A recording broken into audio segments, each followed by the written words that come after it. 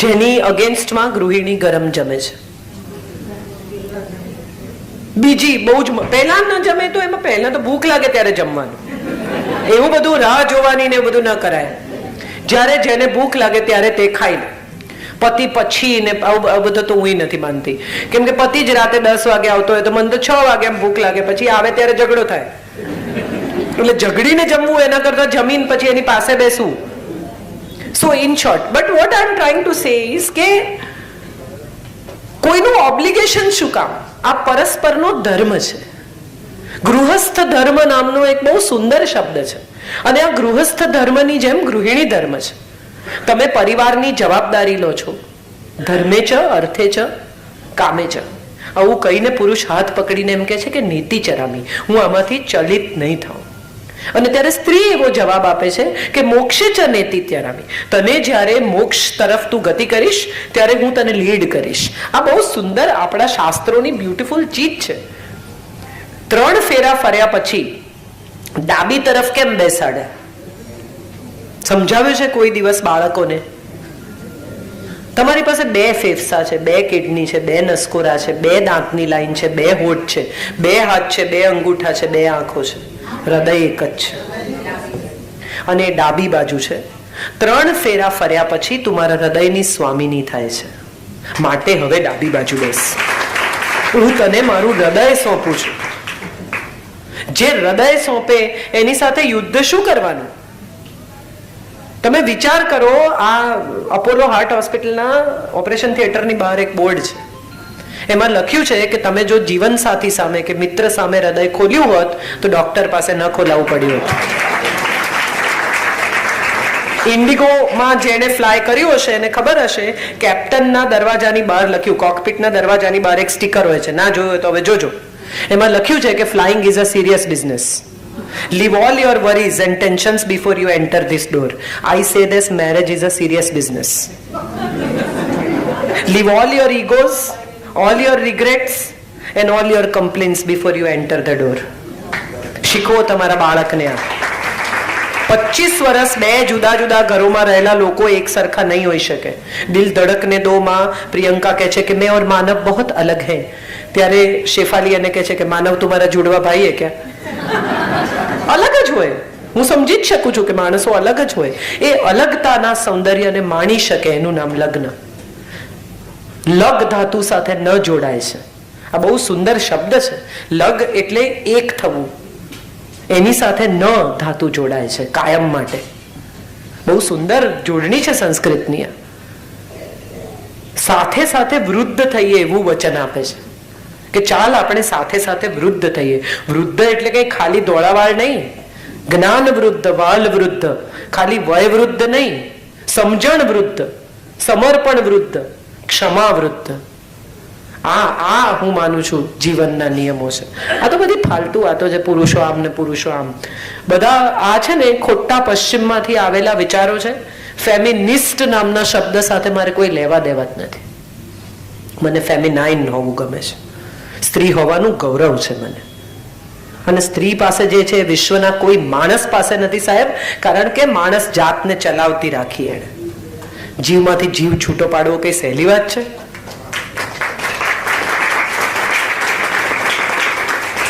એક માં કેટલું છોડતી હોય છે. બાચ્ચું દૂધ પીતું હોય તો કઠોળ નહીં ખાવાનું, આમ નહીં કરવાનું, ફલાણું નહીં, કેમ કે આમ થાય આમ થાય.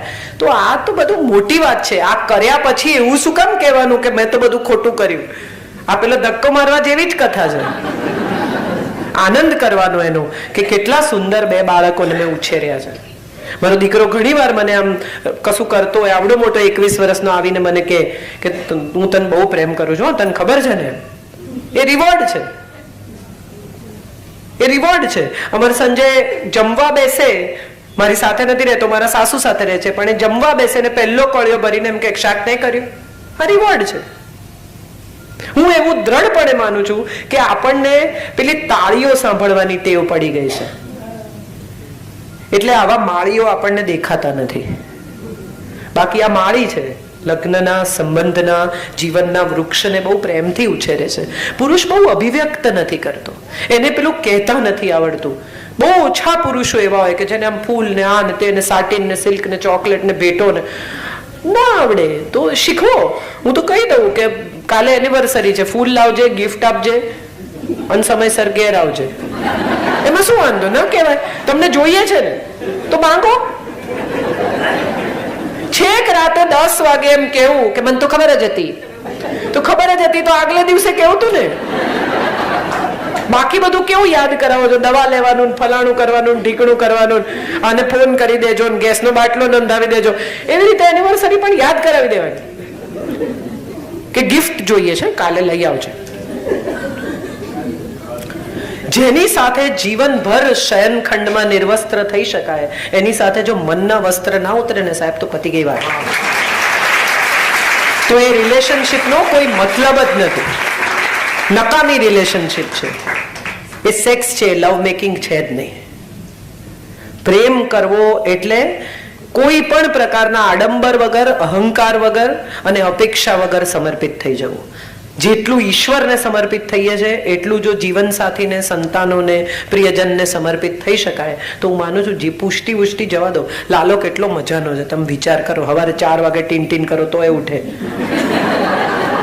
અને બપોર સુધી એને ખવડાવો નહીં, બચાડા તો તમને કહેવાય ના આવે કે આજે તું ભૂલી ગઈ છો ભાઈ બ્રેકફાસ્ટ. સંબંધો બી આવા જ હોય છે. આનંદથી જીવવું એ એકમાત્ર જીવનનું ધ્યેય છે. એ સિવાય તમે આમે કઈ કરી શકો એમ નથી. એટલે આમાં એવું છે કે ધૂપ થી નસીબ મેં તો ધૂપ મેં લિયા હે દમ, ચાંદની મિલી તો હમ ચાંદની મેં સો લીએ. આટલું થઈ શકે તો મજા છે, બાકી કમ્પ્લેન તો છે જ. 10 મિનિટ તોશા પાસે ઉભા રહ્યા સોમાણી સાહેબ ને, મોડા આયા ને પછી અમે અહીંયા મોડા આયા ને પછી કિન્નરી બેને બહુ ફોનો કર્યા. હું એવું પણ જોઈ શકું કે એમણે ફોલો અપ લીધું ને હું એવું પણ કહી શકું કે લોહી પી ગયા. તમારે કઈ રીતે જોવું છે? આનંદથી જુઓ પરિસ્થિતિને. હવે આ પરિસ્થિતિ બદલાવાની નથી તો એને આનંદથી જુઓ. એમાં એક સારું પાસું પણ હશે, એ તો શોધો.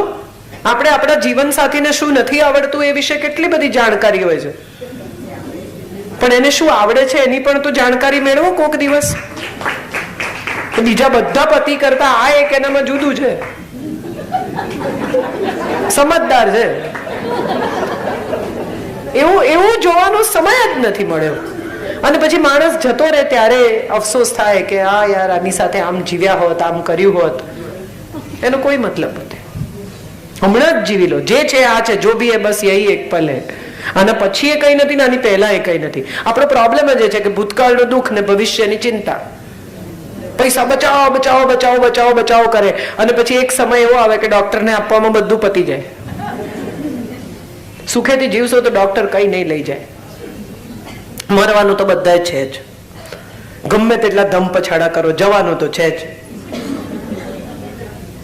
એ મનમાં રાખીને જીવી લેવું. હું એમ કહું કે આ હોલ બહુ સરસ છે, હવે મારે કાયમ માટે અહીંયા રહેવું છે તો વ્યવસ્થા કરો. 3 કલાકનો સમય છે, 3 કલાક દરમિયાન હું તમને, તમે મને માણો ને પછી છૂટા પડીએ. એની જ મજા છે. કોઈ ક્યાંય કાયમ રહી શકતું જ નથી સાહેબ. શાશ્વત નામનો શબ્દ સૌથી ભ્રામક છે. કશું જ શાશ્વત નથી, પરિવર્તન શાશ્વત છે. Thank you so much. છેલ્લો સવાલ.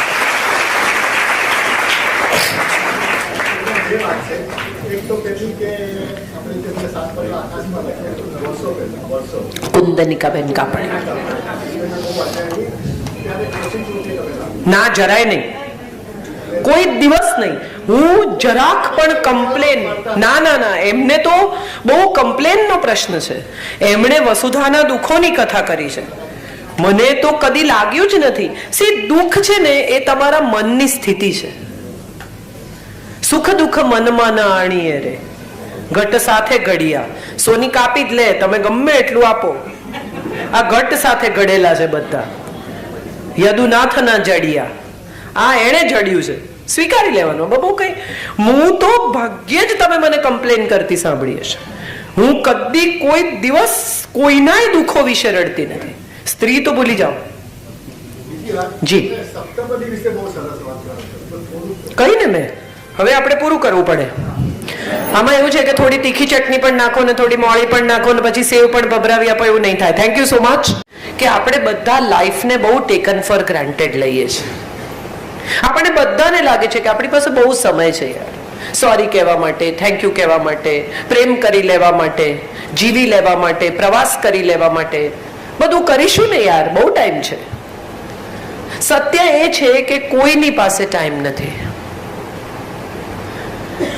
મોટા ભાગના લોકોને તમે મળો, બહુ પૈસા કમાતા હોય, દત્તાણી સાહેબે કહ્યું એવું કે ખાવાનો ટાઈમ નથી એમ, ત્યારે મને હંમેશા એમ થાય કે ખાવાનો ટાઈમ નથી તો શું કામ આટલી મહેનત કરો છો? ખાવું તો છે નહીં, તો આટલી બધી મજૂરી કરવાનો કોઈ મતલબ જ નથી. 2 રોટલી તો કોઈ બી ખવડાવશે યાર. તમને ટાઈમ જ નથી તો શેને માટે આ આખી પ્રવૃત્તિ છે? મારે જે વાત કરવી છે ને એ કરવી છે કે જીવવા માટે એમણે કહ્યું કે જીવન જીવવાની જડીબુટ્ટી, એવો મારે તમને સબ્જેક્ટ આપવો છે. જડીબુટ્ટી એક જ છે, ઘડિયાળ ભલે કાંડે બાંધો, ઘડિયાળ ગળે નહીં બાંધો. આપણે બધા ઘડિયાળને એકચ્યુઅલી ગળે બાંધીએ છીએ. આપણને લાગે છે કે આપણે બધા સમય સાથે હરીફાઈમાં છીએ, સમયથી આગળ નીકળી જવું છે બધાને. હું પણ કદાચ એવું કરતી હોઈશ. આવા ઝટકા આવે ત્યારે મને રિયલાઇઝ થાય, થોડા દિવસ મને પણ એમ લાગે કે અરે લાઈફ ફ્યુટાઇલ છે, કરવા જેવું કંઈ છે નહીં, આ બધું દોડી દોડીને કુલડીમાં નાખવાનું, જિંદગીમાં શું કરવાનું. વળી પાછા અઠવાડિયા 10 દિવસમાં આપણે નોર્મલ થઈ જઈએ, જીવતા થઈ જઈએ, ફરી એ જ સ્થિતિમાં મુકાઈ જઈએ. સવાલ એ છે કે આપણે બધા જ જ્યાં ઊભા છીએ ત્યાંથી સમયના જે ખંડને આપણે જોઈ રહ્યા છીએ એ સૌથી મોટા પરિવર્તનનો કાળ છે. મારા પેરેન્ટ્સ અથવા જે લોકો 40-45 ના છે એમના પેરેન્ટ્સ પાસે કોઈ આવી બધી બહુ લાઈફની જફા નહોતી. સામાન્ય સાદું જીવન, સાદી નોકરી, એમાંથી આવતો સાદો પગાર, એમાંથી સાદી બચત, LIC સુધી જ એમની બચત કે મ્યુચ્યુઅલ ફંડ કે FD સુધી એમની બચતો લંબાતી હતી. છોકરાઓના ભવિષ્યની ચિંતા, ભણી લો, અમારી પાસે એવું કંઈ છે નહીં કે તમારે માટે મૂકી જઈએ. એમણે એક ઘર ખરીદવાનું હતું પોતાના સંતાનોને આપી જવા માટે, કારણ કે મોટા ભાગના લોકો માઇગ્રેટ કરીને નાના શહેરોમાંથી મુંબઈ કે પરદેશ ગયા હશે. એ પરિસ્થિતિમાં એમણે તો એમના જીવનની સ્ટ્રગલ કમાવામાં પૂરી કરી નાખી. એ પછીની પેઢી આવી જે લોકો હવે 40-45-50 ના છે, જે બ્લેક એન્ડ વ્હાઇટ ટીવી જોવા બાજુમાં જતા હતા. દૂરદર્શન પર ગુરુવારે છાયા ગીત અને રવિવારે ફિલ્મ, અને બાજુમાં બ્લેક એન્ડ વ્હાઇટ ટીવી જોવા જવાનું. એ લોકોનો મૂડ હોય તો તમને જોવા દે, નહીં તો કે અમારા મહેમાન છે આજે નહીં, ઇન્ટરવલમાં કાઢી મૂકે તમને. એમાંથી આપણે બધા હવે એવી જગ્યાએ પહોંચ્યા કે જ્યાં દરેક રૂમમાં ટેલિવિઝન છે. બધા પોતપોતાના રૂમના દરવાજા બંધ કરીને ટેલિવિઝન જુએ છે. શરૂઆતમાં જ્યારે નવા નવા રંગીન ટીવી આવ્યા, એશિયાડની રમતો જ્યારે પહેલીવાર ભારતે હોસ્ટ કરી ત્યારે રંગીન ટીવી આપણે પહેલીવાર બધાએ જોયા. અને એ સમયે એક રંગીન ટીવી ઘરમાં હોય એ જોવા માટે આખો પરિવાર ડ્રોઈંગ રૂમમાં બેસે. બધાને જ મજા પડે, બધા જ આશ્ચર્યથી આ નવું રમકડું જુએ. રિમોટ નામની ચીજ તો ત્યારે હતી નહીં, તમારે બટન દબાવીને ટેલિવિઝન ઓપરેટ કરવાનું, આટલી બધી ચેનલ્સ પણ નહોતી. એ સમયમાં આખો પરિવાર સાથે બેસીને આ ટેલિવિઝનની મજા માણતો.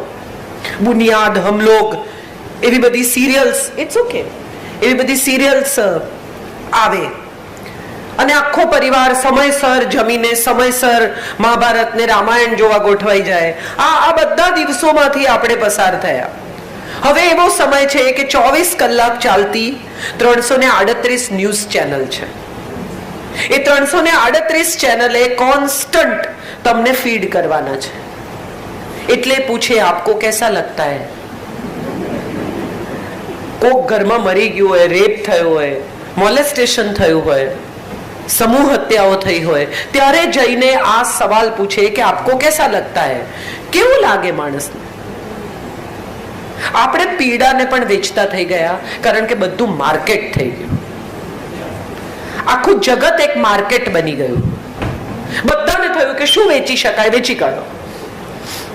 ઇરફાન ખાનનું એક ટ્વિટર આવે તો આપણે બધા પાગલ થઈને એકબીજાને ફોરવર્ડ કરીએ કે આવી ગ્લેન્ડ છે ને, આવી ટ્યુમર છે ને, હવે પરદેશ જાય છે ને, આ લોકોની લાઈફસ્ટાઈલ આવી હોય, શ્રીદેવી ગુજરી જાય તો આપણે મારી નાખી કે મરી ગઈ, શું થયું હશે, આટલું બધું કોણ પીએ, આવી રીતે બાથટબમાં ડૂબી જાય તો ખબર કેમ ન પડે, આવા બધા સવાલો સાથે આપણે કોઈના મૃત્યુને. સાહેબ, મોમ રિલીઝ થઈ એની ફિલ્મ હમણાં જ 6 months બેક, ત્યારે તો કોઈએ ન કહ્યું કે એના મિથુન સાથે પહેલા લગ્ન થયા હતા કે નહીં. We never બોધર્ડ.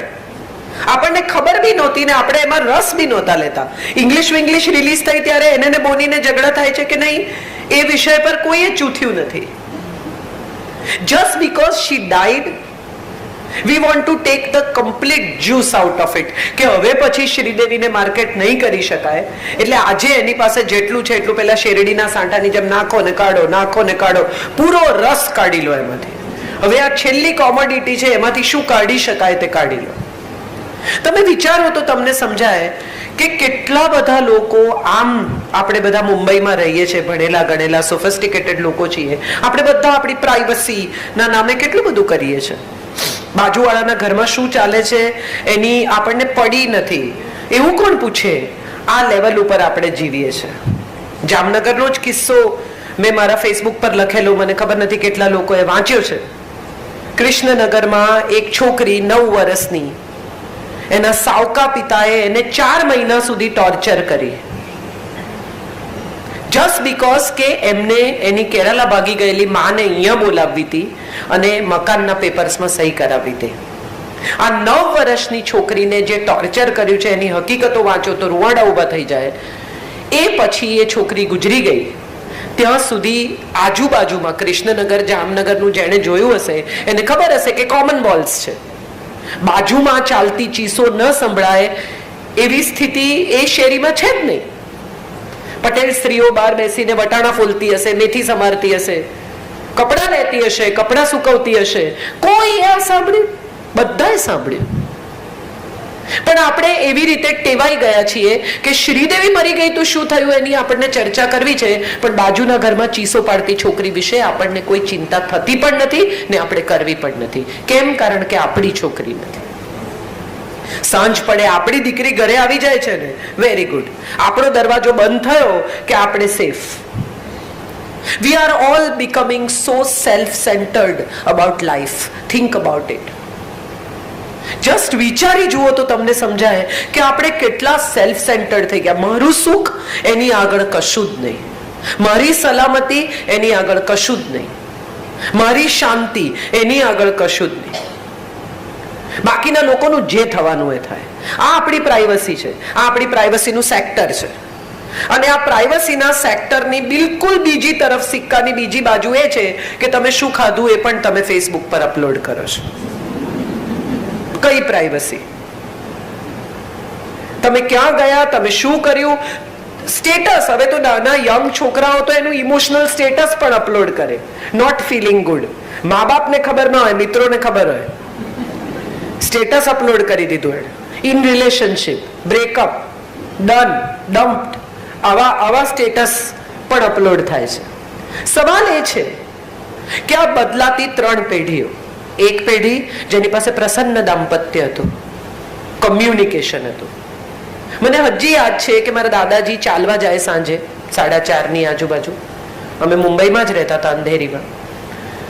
એ ચાલીને આવે 5:45 આજુબાજુ, મારા દાદી ઘડિયાળ જોઈને ચા મૂકે.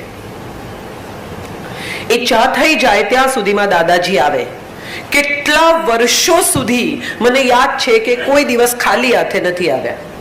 કોઈ દિવસ ગજરો લાવે, કોઈ દિવસ કેળું લાવે, કોઈ દિવસ સમોસા લાવે, કોઈ દિવસ પુસ્તક લઈ આવે, કોઈ દિવસ છાપું લઈ આવે, કોઈ દિવસ કોઈ મેગેઝીન લઈ આવે, પણ he would get something home.